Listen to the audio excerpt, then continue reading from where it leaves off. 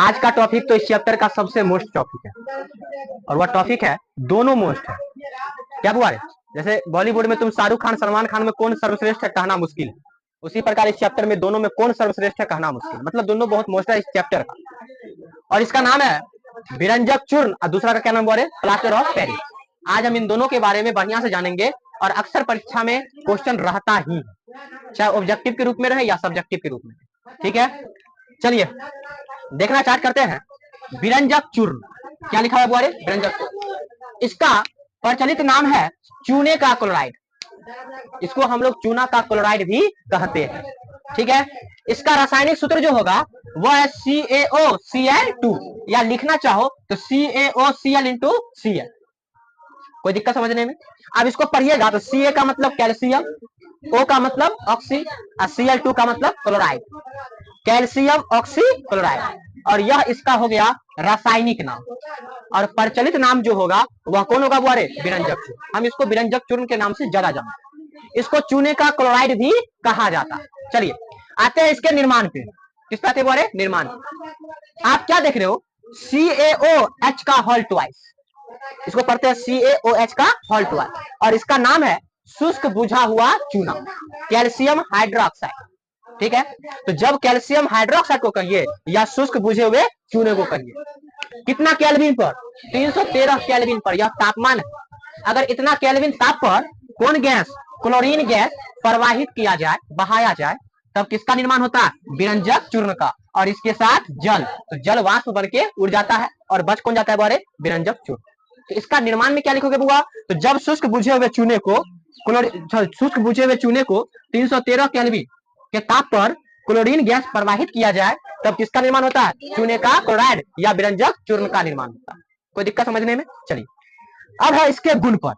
तो इसका निर्माण खत्म, सूत्र खत्म, अब आते हैं किस पर बुआ रे? गुण पर। यह जो पदार्थ है वह सफेद रंग का चूर्ण वाला पदार्थ है। चूर्ण समझ में आ गया? इसमें क्लोरीन की गंध आती है, क्योंकि इसमें क्लोरीन की मात्रा है। किसकी बारे? क्लोरीन की, इसलिए से किसी गंध आती है? क्लोरीन की। यह हल्का पीला होता है। यह हल्का कैसा होता है बारे? पीला, इसका रंग हल्का पीला होता है। और यह अस्थायी यौगिक है। अस्थायी यौगिक कहने का मतलब यह और भी अभिक्रिया कर सकता। कोई दिक्कत समझने में? इसके बाद कार्बन डाइऑक्साइड का प्रभाव, मतलब अगर विरंजक चूर्ण के साथ कार्बन डाइऑक्साइड गैस प्रवाहित किया जाए तो क्या फर्क पड़ेगा? देखिएगा, जब विरंजक चूर्ण को कौन गैस बोले? कार्बन डाइऑक्साइड गैस, तो देखिए क्या बन रहा है? कैल्शियम कार्बोनेट, CaCO3, इसको पढ़ते हैं कैल्शियम कार्बोनेट, और इसके साथ कौन? क्लोरीन, और क्लोरीन की गंध भी आ जाती है। ठीक है, तो जब इस पर कार्बन डाइऑक्साइड गैस दिया जाए या कार्बन डाइऑक्साइड गैस के साथ अभिक्रिया कराया जाए तो यह क्या बनाती है? Calcium carbonate. ठीक है, जब इसको जल के साथ अभिक्रिया कराया जाए, किसके साथ हुआ? जल के साथ, तो देखिए कैल्शियम ऑक्सीक्लोराइड को जब जल के साथ कराते हैं तो यह क्या बनाता है? कैल्शियम हाइड्रोक्साइड, और इसके बाद भी कौन गैस? Chlorine gas. जब यह जल के साथ अभिक्रिया करती है तो हाइड्रोलिसिस प्रक्रिया के द्वारा, किस प्रक्रिया के द्वारा? हाइड्रोलिसिस प्रक्रिया के द्वारा यह जो बनाती है वह बनाती है हाइपोक्लोरस अम्ल। कौन बनाती है? हाइपोक्लोरस अम्ल। इसलिए हम ये भी कह सकते हैं कि जब इसको जल के साथ अभिक्रिया कराया जाए तो यह बनाती है हाइपोक्लोरस अम्ल। ठीक है, इस पर अम्ल का क्या प्रभाव है देखिएगा। तो हाइपोक्लोरस अम्ल का फॉर्मूला हो जाएगा या सूत्र हो जाएगा HClO। HClO। चलिए अम्ल का प्रभाव इस पर क्या पड़ता है? तो जब विरंजक चूर्ण पर HCl, यह भी तो अम्ल है, हाइड्रोक्लोरिक अम्ल, जब इसके साथ अभिक्रिया कराया जाए तो यह बनाता है कैल्शियम क्लोराइड, CaCl2। इसको पढ़ते हैं कैल्शियम, इसको पढ़ते हैं क्लोराइड, और ये हो गया कथी बारे? जल, और इसके साथ कौन गया? क्लोरीन। ठीक है, तो ये 7 को मैंने क्या बताया? गुण। यह कैसा होता है? कौन सा गैस का गंध आता है? इसका रंग कैसा होता है? यह कैसा यौगिक है? यह कार्बन डाइऑक्साइड से अभिक्रिया करेगा तो क्या बनाएगा? यह जल के साथ करेगा तो क्या बनाएगा? अम्ल के साथ करेगा तो क्या बनाएगा? अब आते हैं इसका कथी बुआ रे? उपयोग पर। बुआ चूंकि इसमें क्लोरीन है, कथी है बुआ? क्लोरीन, तो क्लोरीन का काम होता है कथी? शुद्ध करना, जल के शुद्धिकरण। इसका उपयोग हम जल को शुद्ध करने में कर सकते हैं। क्लोरीन का काम होता है कागज हो या कपड़ा, उसको विरंजन, रंगने में, सुंदरता लाने में। चूंकि इसमें क्लोरीन है इसलिए इसका उपयोग हम कहाँ करेंगे? कागज कपड़ा के विरंजन में। अगला है ऑक्सीजन का निर्माण कहिए, या क्लोरीन का निर्माण कहिए, या क्लोरोफॉर्म। क्लोरोफॉर्म का सूत्र देख लीजिए ऑब्जेक्टिव के लिए, CHCl3। CHCl3। अब देखिए क्लोरोफॉर्म क्या होता है समझिएगा।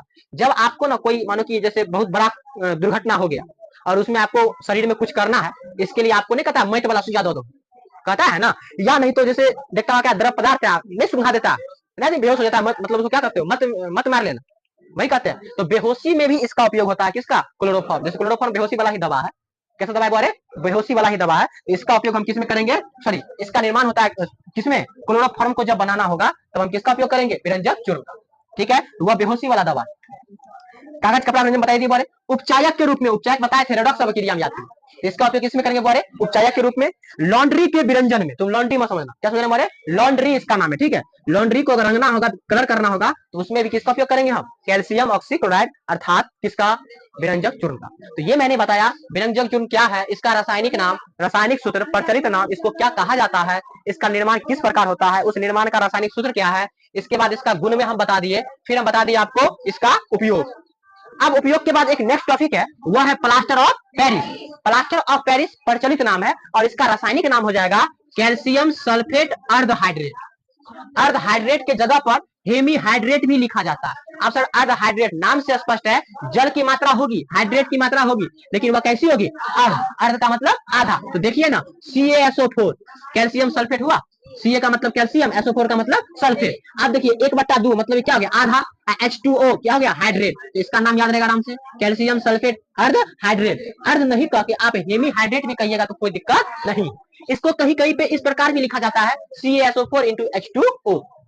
अब आते हैं बात इसका निर्माण कैसे होता है बुआ रे। जब ये होता है जिप्सम, क्या होता है बुआ, जिप्सम। जिप्सम का सूत्र देख लीजिए, हल्का हल्का सा फर्क रहेगा। यहाँ पर हाथ लगाइएगा तो क्या बन जाएगा, प्लास्टर ऑफ पेरिस। अब वहीं पर क्या लगा दिए, दूध, हाथ हटा के लगा दिए बोले दूध, तो यह कहता है जिप्सम। क्या कहलाता है, जिप्सम।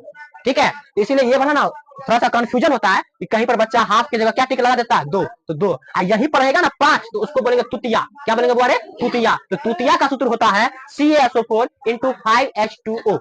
तो हाफ 2 और 5, सिर्फ ये चेंज होगा तो नाम चेंज हो जाएगा। ठीक है, चलिए। तो जब जिप्सम को कितना डिग्री सेल्सियस पर, 120 डिग्री सेल्सियस पर अगर हम गर्म करेंगे तो हमको बन जाएगा कथी बुआरे, प्लास्टर ऑफ पेरिस।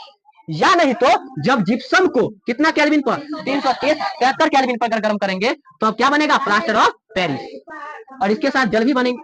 ठीक है, तो यह हो गया इसका कथी बुआरे, निर्माण।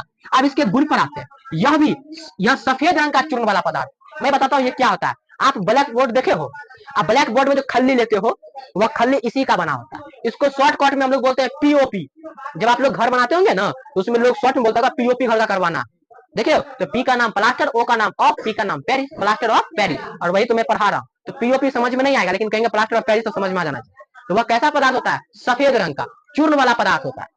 दूसरा, जब इसको जल के साथ आप क्रिया कराइए, अगर प्लास्टर ऑफ पेरिस को जल के साथ आप क्रिया कराइएगा ना, तो देखिए प्लास्टर ऑफ पेरिस का सूत्र हो गया बोले, यह किसका सूत्र है, जल का सूत्र है। तो यह फिर से जिप्सम में बदल जाएगा। किसे बोल रहे हैं, जिप्सम। यही सूत्र ना जिप्सम का बताए थे, 2H2O वाला। तो जिप्सम का सूत्र हो गया। अब जिप्सम जब यह प्लास्टर ऑफ पेरिस को जल के साथ आप क्रिया कराएंगे तो वह जम जाएगा, इतना जम जाएगा कि उसको जल्दी से तुम तोड़ नहीं पाएगा, इसलिए उसका नाम है प्लास्टर ऑफ पेरिस का जमना। तो क्वेश्चन है, प्लास्टर ऑफ पेरिस का जमना से आप क्या समझते कहिएगा, जब प्लास्टर ऑफ पेरिस को किसके साथ, जल के साथ क्रिया कराया जाए तो वह बहुत मजबूत वाला पदार्थ बना लेता है, अर्थात जिप्सम का निर्माण करता है, और इसी प्रक्रिया को प्लास्टर ऑफ पेरिस का जमना कहते हैं। कोई दिक्कत समझने में। इसके बाद देखिए, जब यह जमता है ना तो गाढ़ा तरल पदार्थ बनाता है। कौन पदार्थ बने, गाढ़ा। देखता होगा बाल्टी में घोरता होगा रंग वाला, तो घोर घोर के फिर पुट्टी चढ़ाता होगा, देखा है। चलिए, अब है यह गैर विषैला पदार्थ है, मतलब इसको चख लीजिएगा तो मर नहीं जाइए, यह विषैला पदार्थ नहीं है, लेकिन यह विषैला पदार्थ है। कौन, विरंजक चूर्ण। क्लोरीन बहुत हानिकारक गैस होती है। ठीक है, चलिए, यह गंधहीन है, इसमें कोई गंध भी नहीं आता, यह गंधहीन पदार्थ है। यह उष्माक्षेपी अपक्रिया, क्योंकि इसको अपक्रिया कराइएगा ना तो उष्मा का क्या बनेगा, निर्माण होगा, इसलिए कहते हैं उष्माक्षेपी अपक्रिया। तो यह हो गया इसके कथी बारे, गुण पर। 5 गुण बता दिए, 6 गुण बता दिए। अब आते हैं इसका उपयोग क्या। हमारे हड्डी उड्डी टूटाएगा, यो हड्डी टूटेगा ना तो हड्डी टूटने में भी हम किसका उपयोग करते हैं, प्लास्टर ऑफ पेरिस का। देखता होगा हाथ में ना बैंडेज नहीं करे, व्हाइट कलर का पूरा मजबूत सा मोटा मोटा पदार्थ बना देता है, तो वह क्या होता है, प्लास्टर ऑफ पेरिस। अब देखिए उसको अपक्रिया इस प्रकार कराया गया है तो आप उसको जल्दी से तोड़ नहीं पाइए, जल्दी से टूटता है, नहीं टूटता।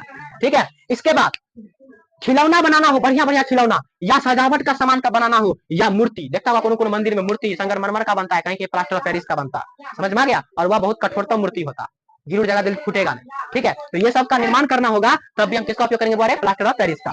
खिड़की दरवाजा का छेद अगर बंद करना चाहते हो, खिड़की दरवाजा छिद्र है, अगर छोटा छिद्र उसको बंद करना चाहोगे तो आप पुट्टी का उपयोग कर सकते हो, मतलब प्लास्टर ऑफ पेरिस का उपयोग कर सकते हो। इसके बाद कोई अग्निरोधक, अब बताओ कौन आग जहां पे लग जाता है। हाँ, उसको रोकने के लिए तुम कोई अगर सामान बनाना चाहते हो, अर्थात अग्निरोधक पदार्थ का निर्माण करना चाहते हो, उसमें भी हम प्लास्टर ऑफ पेरिस का उपयोग कर सकते हैं।